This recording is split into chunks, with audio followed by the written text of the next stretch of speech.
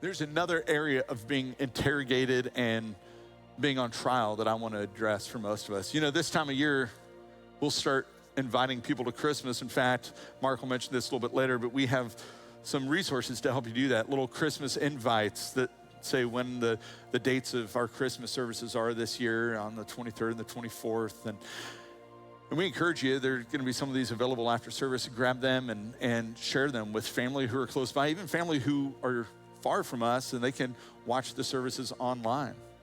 Invite your friends, invite your neighbors, coworkers, invite the people who serve you at restaurants and wherever you go.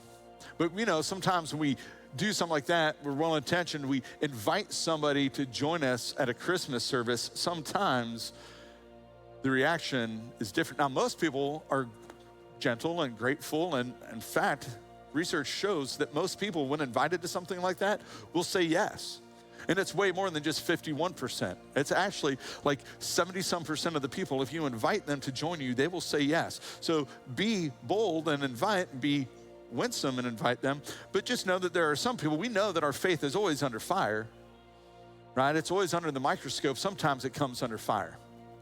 And so this time of year, you might feel like you have to defend your faith because there are those people who want to question. You might be dealing with a skeptic who has questions about everything, and suddenly you feel like you have to defend your reason for being a Christian against every news story of Christians doing some boneheaded thing, or any Christian throughout any time who has ever done something wrong. Oh, that pastor there. Or how about the Crusades of several hundred years ago? Yes, I was the one who orchestrated the Crusades. Let me tell you about it. Like, suddenly we feel like we got to defend against all those things. And guess what? Are there problems in the church? Of course there are, because the church is made of people and all of us are messy and broken. Listen, when people talk about hypocrisy in the church, I'm like, yeah, that's kind of the point. Like, that's why we need Jesus. We don't come to church because we are better than everybody who doesn't. We come to church to get better off because of what our Savior has done for us. So you want to complain about the hypocrisy of the church? There's hypocrisy everywhere. We just admit it. We just know we are broken and messy and need a Savior. So that's the beauty of what Christ has done for us. Now, some of you, though, you're going to face the scoffer. And the scoffer is different than the skeptic. The skeptic has genuine questions and curiosity. They have doubts that they're trying to get answered. They have some disillusionment from the past. But the scoffer's picking a fight. The scoffer's like, bring it on, man. I'm going to mock your faith. I'm going to mock you. I'm going to tear you down. Oh, your outdated, antiquated religion. Oh, this opiate for the masses. On and on and on and on they'll go. And they're just trying to pick a fight and trying to belittle you and make you feel lesser, make you feel like somehow you're the bigot or you're the antagonist or you're what's wrong with the world because you follow Jesus, and they want to pick a fight. And some of us, we're wired in such a way that our natural reaction is to fight back. We just want to punch them in the throat. That makes for a really bad Thanksgiving. Don't do that. Don't do any throat punching. Now, some of you, on the other hand, you think, well, maybe it'll just be easier if I just go dormant. If I kind of put my faith, if I put my Christianity in the closet and we just won't talk about it, I just won't even do anything, say anything. Like they don't even need to know I go to church. And I can miss out on the issues. I can miss out on the problems if I just stay silent. We know while Jesus was being grilled by the religious leaders inside the high priest's home, at the same time, Peter was in the courtyard below. And one of the servant girls who worked for the high priest came by and noticed Peter warming himself at the fire. Again, it just sounds great this time of year. Well, she looked at Pete and she said, "You're one of those guys with Jesus." To which Pete was like, "No, I'm not. I don't even know what you're talking about." And he went out into the entryway, and just then a rooster crowed, cock-a-doodle-doo. And when the servant girl, so that's the best I got for you. When the servant girl saw him standing there, she began telling the others, "This man is definitely one of them." But Peter denied it again. Well, a little later, some of the other bystanders confronted Pete and said, "You must be one of them because you're a Galilean." Galileans had a distinct accent. His accent had given him away. It's just like if there was somebody from Boston here and we knew there was an issue with Boston. We'd say, "Oh, we know you're one of them because you're one of the Bostonians. You talk about the commie and parked over there real far away." So Peter swore a curse on himself. And now when it says he swore, That doesn't mean he cussed, okay? It means he swore an oath. He gave his word. He shared his testimony. It says, a curse on me if I'm lying. I don't know this man Jesus you're talking about. And immediately, cock-a-doodle-doo, for the second time. And right then, Jesus' words flashed through Pete's mind. Before the rooster crows twice, you'll deny me 3 times. And Pete was broken in soul and wept. But why did Peter deny? I mean, this is Pete. Like, he denies? I mean, this is Peter who had all the confidence to boldly step out of the boat and walk on water when everybody else sat there watching. This is Peter who confessed when Jesus asked, who do you say I am? We tell him about all the other people saying who do you say I am? And Pete confessed, you are the Christ, the Son of the living God. And he confessed it at a time and in a place where he could have got himself thrown into prison for going against the Caesar, the king, for saying that. This is Peter who confidently proclaimed when Jesus said, all of you around the table are going to abandon me. One of you is going to betray me. And Pete says, no way, I'm never leaving you. I'm with you to the end.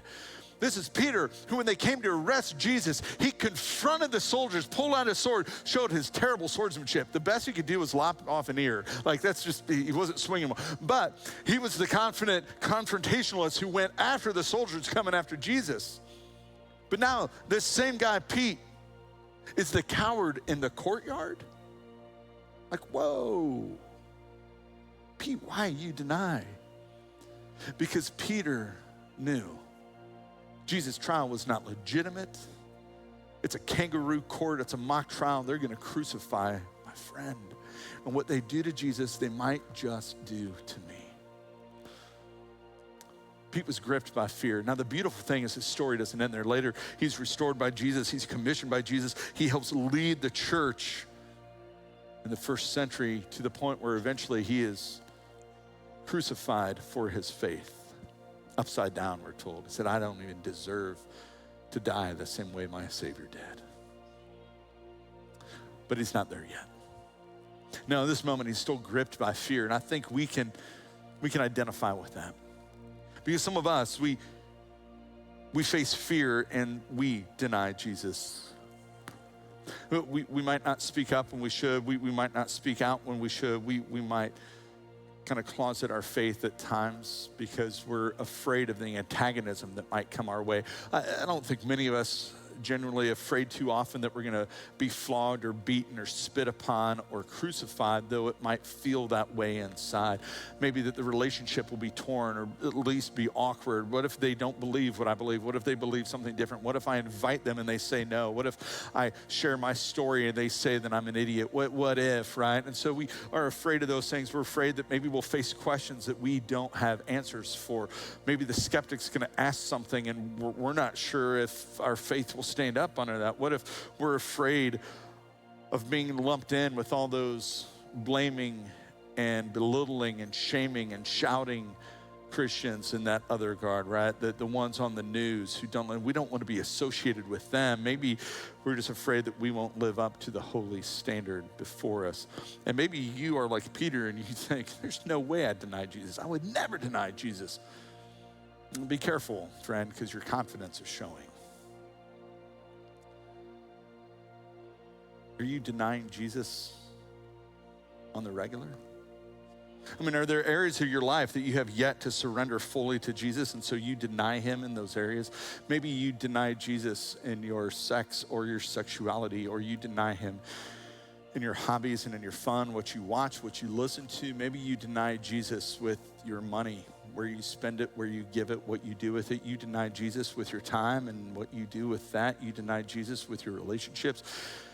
Are there areas of your life that you have yet to surrender to Jesus? So Jesus, I'll give you all of this, but I'm keeping this one for me and I'm denying him there. Is that you?